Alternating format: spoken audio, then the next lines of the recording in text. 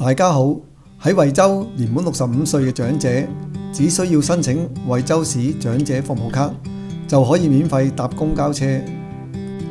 申請呢張卡好容易，只要年滿65歲，唔一定要喺惠州居住，亦唔需要有居住證，只需要持有港澳居民來往內地通行證，即係俗稱嘅回鄉證就可以啦。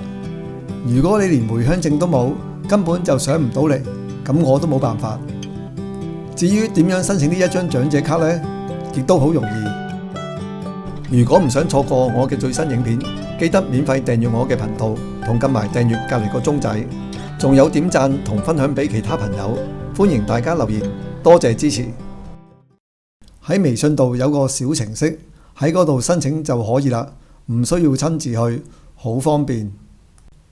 喺微信度搜索惠州通，見到惠州通小程式就撳入去就見到惠州通小程式，喺接近底部嘅右邊見到長者服務卡申請，呢個就係啦。再撳入去，入到去會先見到一版申領指南，大致係年滿65歲就可以申請，唔限戶籍喺邊度。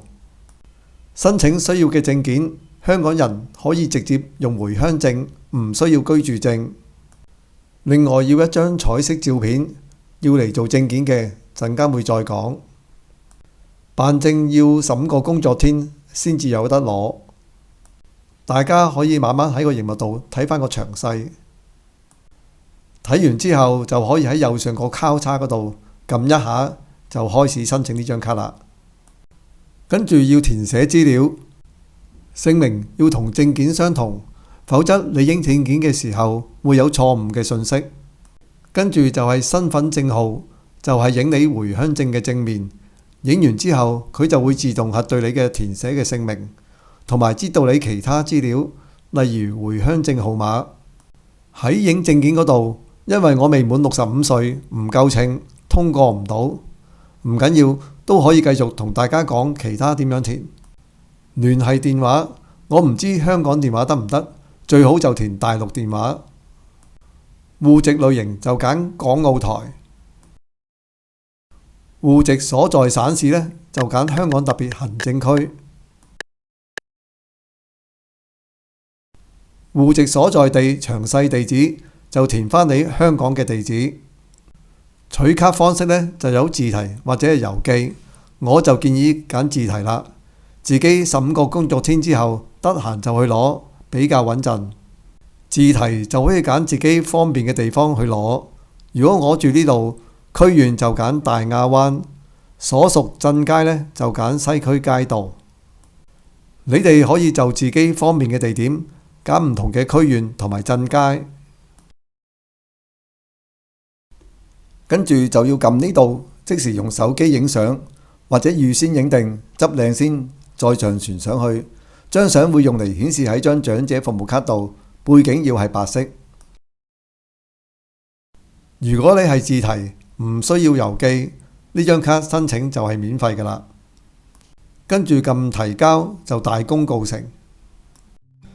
15個工作天之後，去預先揀嘅地點攞呢一張惠州市長者服務卡，用呢張卡搭公交拍卡就唔使俾錢啦。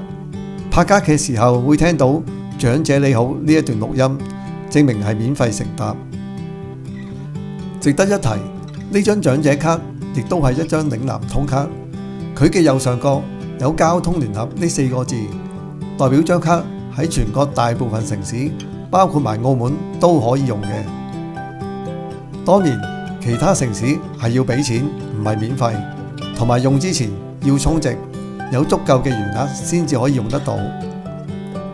充值亦都好簡單，只需要電話有 NFC 呢一個功能，下載嶺南通呢一個 app， 入邊就有指示教你點樣幫呢一張卡充值。希望呢一段影片幫到大家。今集嚟到呢度又完啦，多謝收睇，下集再見，拜拜。